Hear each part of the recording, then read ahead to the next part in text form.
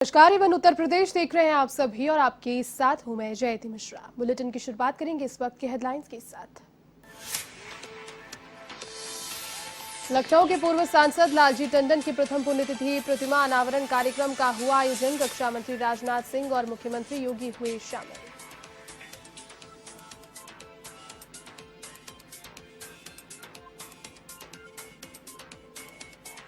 योगी cabinet की बैठक आज 2 दर्जन से अधिक प्रस्तावों को मिल सकती है मंजूरी। विधानसभा सत्र आहूत करने पर भी होगी चर्चा।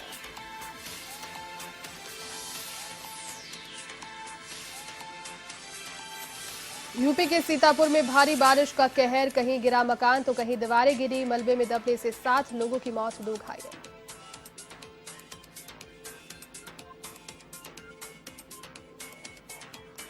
यूपी के फर्रुखाबाद में रस्सी हटाने को लेकर हुआ विवाद। दबंगों ने कुल्हाड़ी से हमला कर अधेड़ को उतारा मौत के घाट। जानलेवा हमले में पत्नी और बेटा गंभीर रूप से घायल।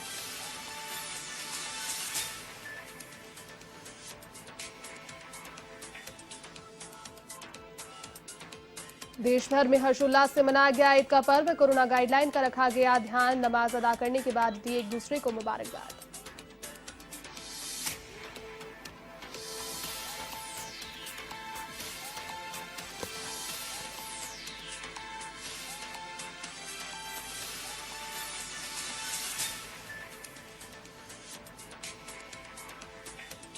चलिए अब खबरें विस्तार से। रक्षा मंत्री राजनाथ सिंह अपने 1 दिवसीय दौरे पर लखनऊ पहुंचे, जहां पर वो लखनऊ के पूर्व सांसद लालजी टंडन के प्रथम पुण्यतिथि के अवसर में आयोजित कार्यक्रम में शामिल हुए।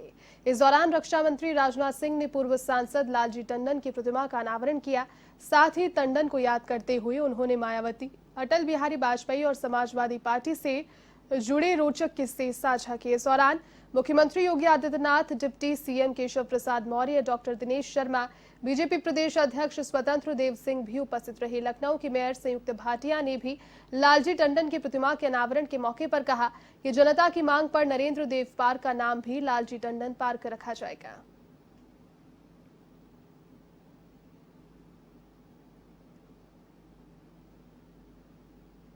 प्रदेश शासन की ओर से, प्रदेश की जनता की ओर से विनम्र श्रद्धांजलि अर्पित करते हुए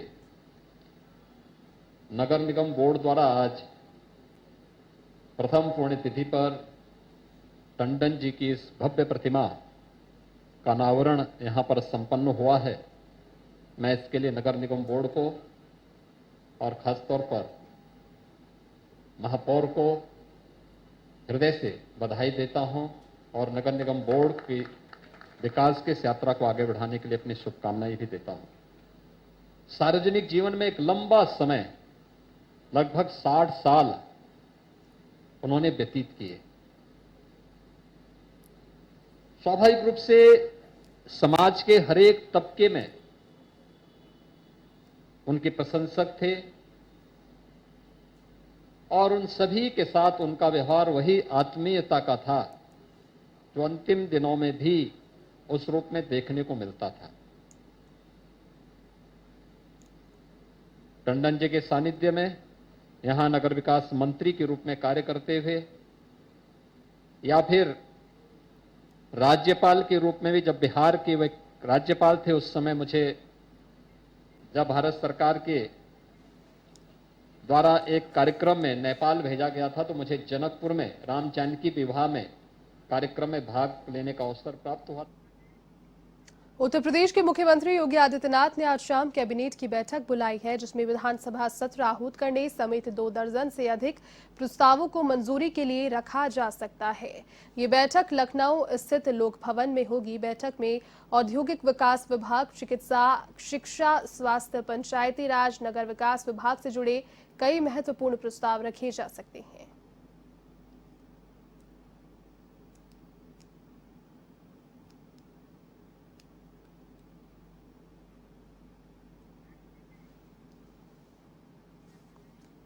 अब खबर यूपी के कानपुर देहात से, जहां केंद्रीय राज्य मंत्री साध्वी निरंजन ज्योति ने जनसंख्या नियंत्रण कानून का समर्थन करते हुए इसे वक्त की जरूरत बताया। उन्होंने कहा कि उत्तर प्रदेश सरकार ने जनसंख्या नियंत्रण को लेकर जो मिशन शुरू किया है वो सराहनीय है। जो लोग इस अभियान पर सांप्रदायिकता और सियासत का तड़का लगाने की कोशिश कर रहे हैं वे देश और समाज के हित के विरोधी हैं। साध्वी निरंजन ज्योति 2 दिवसीय दौरे पर कानपुर देहात पहुंची थी, जहां उन्होंने मूसानगर में अपने आश्रम पर नवनिर्वाचित पंचायत प्रतिनिधियों और कार्यकर्ताओं के साथ बैठक की। इस दौरान उन्होंने कांग्रेस महासचिव प्रियंका गांधी पर भी निशाना साधा। साध्वी ने कहा कि प्रियंका गांधी एक दिन भी कोरोना पीड़ितों से मिलने आ जाती तो मुझे लगता कि वे वाकई जनता के हित में आई हैं, लेकिन जब तक कोरोना खत्म हो गया उसके बाद वो यहाँ उत्तर प्रदेश में आई।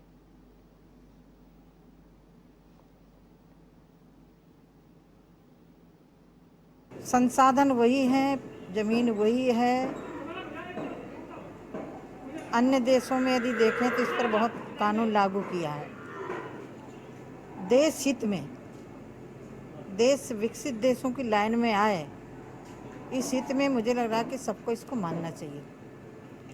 जनसंख्या नियंत्रण आवश्यक भी है, विकास की दृष्टि से भी, रोजगार की दृष्टि से भी, लोगों को स्वस्थ व्यवस्थाओं की दृष्टि से भी। मैंने देखा है कि जिसके 4-5 बच्चे हैं तो फिर बच्चों को सही ढंग से वो खिला नहीं पाता, वो कुपोषण के शिकार हो जाते हैं।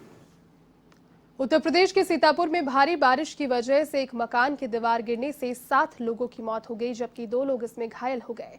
इन घायलों का इलाज जिला अस्पताल में जारी है। बता दें कि हादसा सीतापुर के सदरपुर इलाके में हुआ।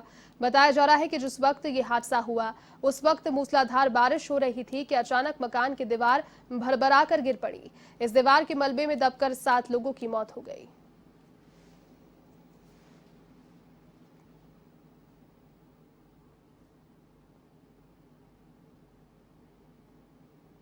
यूपी के फर्रुखाबाद में रस्सी हटाने को लेकर हुए विवाद के बाद दबंगों ने कुल्हाड़ी से हमला कर अधेड़ को मौत की घाट उतार दिया। इस हमले में मृतक की पत्नी और बेटा गंभीर रूप से घायल हो गए, जिन्हें जिला अस्पताल लोहिया के लिए रेफर किया गया।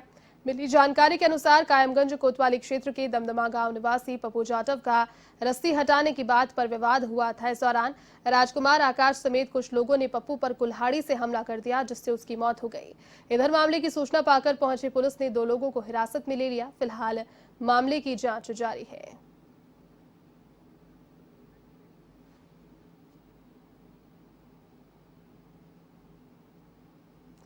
यूपी के कानपुर से बड़ी खबर। घाटमपुर में वृद्ध की निर्मम हत्या। घाटमपुर कस्बे के बाहरी इलाके में चाय की टपरी वृद्ध लगाता था। बता दें कि हत्या की सूचना पाकर मामले की तफ्तीश में पुलिस जुटी हुई है।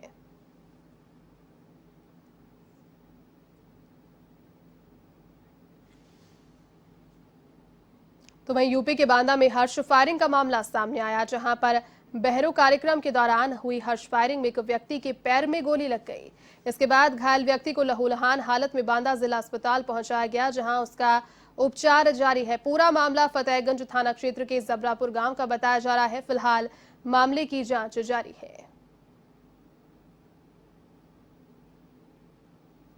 रात्रि में 1-1:30 बजे के आसपास ग्राम जबरापुर थाना फतेहगंज में एक राकेश पटेल हैं, उनके एक बच्चे का जन्मोत्सव कार्यक्रम चल रहा था, जिसमें कई रिश्तेदार वगैरह बाहर से आए हुए थे और उसमें किसी अज्ञात व्यक्ति द्वारा गोली चला दी गई, जिससे 2 व्यक्ति वहां पर घायल हो गए। इन घायलों को चित्रकूट और जिला अस्पताल बांदा में एडमिट करा कर उनका उपचार किया जा रहा। दोनों खतरे से बाहर हैं। इस संबंध में अभी कोई तहरीर प्राप्त नहीं हुई है तथा घटना के पूरे कारणों की जांच की जा रही है। जांचोपरांत जो भी तथ्य आएंगे उसके आधार पर अग्रिम विधिक कार्रवाई की जाएगी। यूपी के बांदा में एक व्यक्ति की हत्या कर शव को कुएं में फेंकने का मामला सामने आया। कुएं में शव मिलने की सूचना पाकर पुलिस मौके पर पहुंची और शव को बाहर निकलवाया गया। साथ ही पुलिस ने घटनास्थल से साक्ष्य भी जुटाए। हत्या का ये मामला शहर कोतवाली के मवई बुजुर्ग गांव का है। फिलहाल पुलिस शव की शिनाख्ती के प्रयास में जुटी है।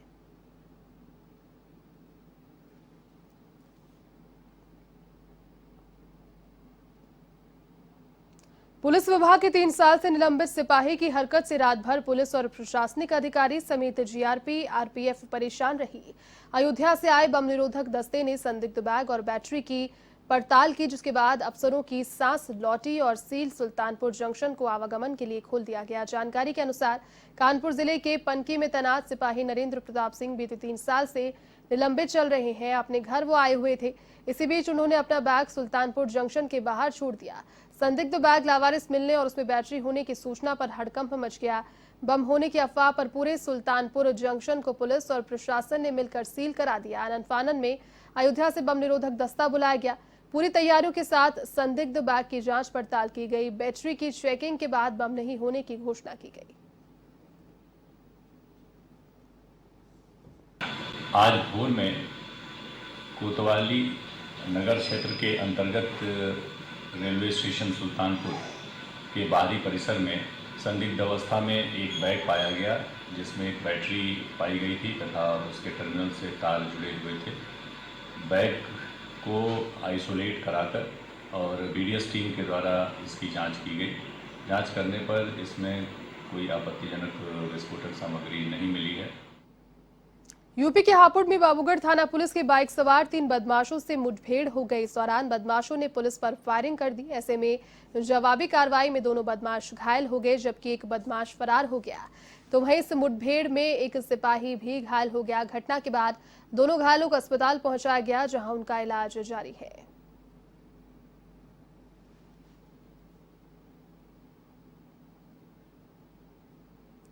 खबर उत्तर प्रदेश के बांदा से, जहां मंडल कारागार में बंद कैदी मौका देखकर फरार हो गया। जेल का सायरन बजने के बाद इस मामले का खुलासा हुआ। इधर कैदी के फरार होने से जेल प्रशासन में हड़कंप मच गया। बता दें कि मंडल कारागार में ही मुख्तार अंसारी भी बंद है। इसके चलते जेल प्रशासन पर सवाल या निशान उठने लगे।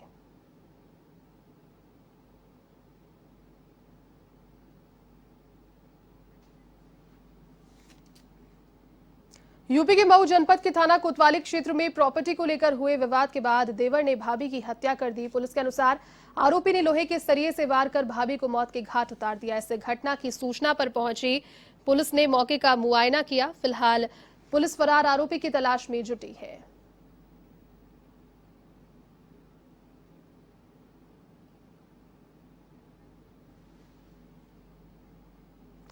उत्तर प्रदेश के मैनपुरी में एक युवक का शव संदिग्ध परिस्थितियों में सड़क किनारे मिलने से सनसनी फैल गई। दरअसल नगला भगिया निवासी अरविंद का शव विद्युत उपकेंद्र के पास संदिग्ध परिस्थितियों में पड़ा मिला। तो वहीं मृतक के परिजनों ने गांव के ही दबंगों पर हत्या का आरोप लगाया। अरविंद का कुछ दिन पहले ही दबंगों से झगड़ा भी हुआ था। फिलहाल पुलिस पूरे मामले की जांच में जुटी है।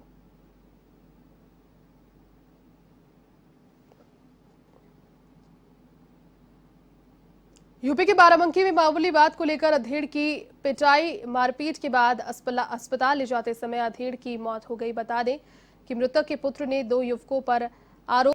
यूपी के झांसी में ईद उल अजहा प्रशासन की मौजूदगी में सकुशल संपन्न कराया गया। इस दौरान पुलिस अधीक्षक शिवहरी मीणा ने क्षेत्र का भ्रमण कर प्रमुख धार्मिक स्थलों पर सुरक्षा व्यवस्था का जायजा लिया। साथ ही कोरोना गाइडलाइन की पालना के निर्देश भी दिए। इसके अलावा शांतिपूर्ण तरीके से ईद की विशेष नमाज अदा की गई।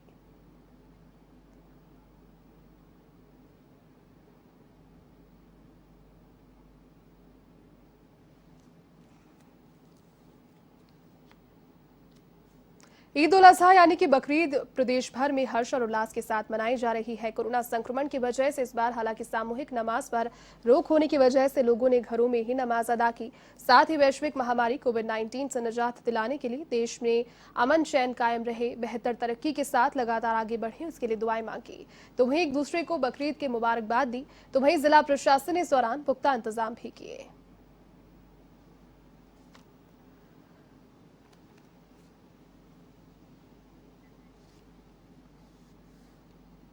कुर्बानी का पर्व बकरीद का त्योहार देश भर में हर्षोल्लास से मनाया जा रहा है। यूपी के ललितपुर में भी लोग एक दूसरे से गले मिलकर बधाइयां दे रहे हैं। तो वहीं इस दौरान कोरोना गाइडलाइंस का भी विशेष ख्याल रखा जा रहा है।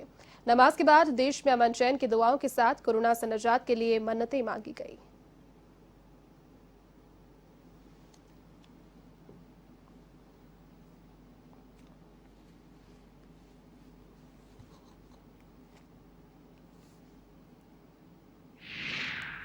थाना और ज़्यादा जो पूरे जनपद का हमने जो जहाँ पे भी ईदगाह और जो मस्जिदों पे नमाज़ पढ़ी जानी है वहाँ पे फोर्स लगाया गया है।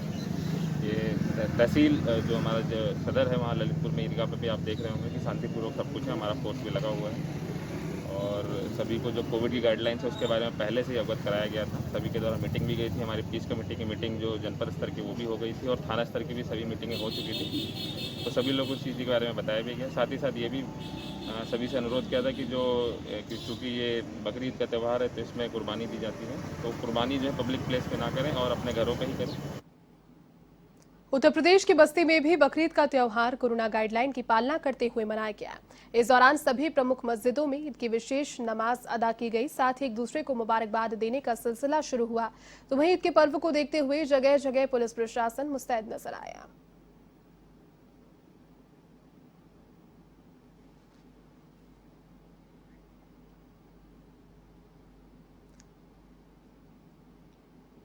तो वहीं यूपी के वाराणसी में भी ईद का पर्व कोरोना गाइडलाइंस के साथ मनाया गया। इस दौरान एहतियात के साथ ईद उल अजहा की नमाज अदा की गई। प्रशासन की ओर से जारी निर्देशों की पालना करते हुए मस्जिदों में काफी कम संख्या में नमाजी पहुंचे। इस दौरान नमाज के बाद सभी ने एक दूसरे को ईद उल अजहा की मुबारकबाद दी।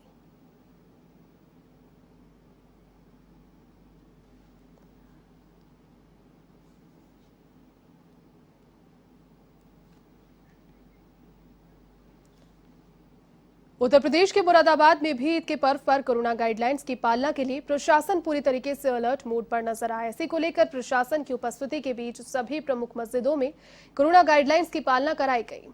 तो वहीं सोशल डिस्टेंसिंग का ख्याल रखते हुए इसकी विशेष नमाज अदा की गई। इस दौरान जिलाधिकारी और एसएसपी ने ईदगाह का निरीक्षण किया। तो वहीं एसपी सिटी और एडीएम सिटी ने मुरादाबाद जनपद में पुलिस के जवानों से व्यवस्था को लेकर बात की।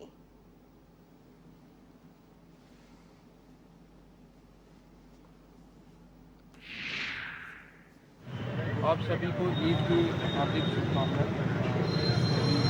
जगह ईद हर्षोल्लास से मनाई जा रही है। सुरक्षा के दृष्टिगत पुलिस का व्यवस्थापन सभी इम्पोर्टेंट चौराहों इम्पोर्टेंट स्थानों पे किया गया है और पूर्ण शांति व्यवस्था से हर्षोल्लास के साथ ईद का त्यौहार मनाया जा रहा है। अभी जो बहुत ही हम लोग खराब दौर से गुजरे हैं, उसको लेकर के सर्व सम्मत से जो भी निर्णय लिया गया कि हम लोग यहाँ पर नमाज नहीं पढ़ेंगे और कितने टुकड़ों में अपने लोकल मस्जिद में पढ़ेंगे, वहाँ लोगों ने पढ़ा, अपील का असर हुआ 100%। बैठा लोगों पर और लोग कोविड प्रोटोकॉल को पूरी तरह से फॉलो कर रहे हैं और ज़्यादातर हमारे मुस्लिम भाइयों ने अपने घरों में नमाज अदा की है।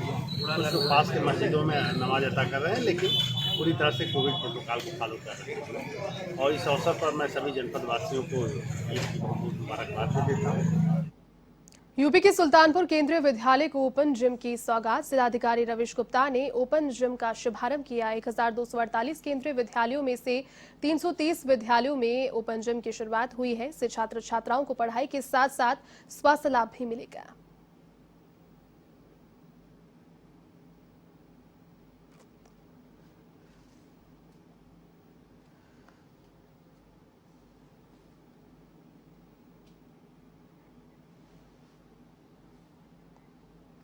तो वहीं यूपी के महराजगंज में कोरोना गाइडलाइन की पालना करते हुए ब्लॉक प्रमुखों का शपथ ग्रहण समारोह आयोजित हुआ। इस दौरान नौतनवा में भाजपा के नवनिर्वाचित ब्लॉक प्रमुख राकेश मंदवेशिया ने शपथ ली। तो वहीं नौतनवा उप जिलाधिकारी राम सजीवन मौर्य ने राकेश मंदवेशिया का शपथ ग्रहण समारोह संपन्न करवाया।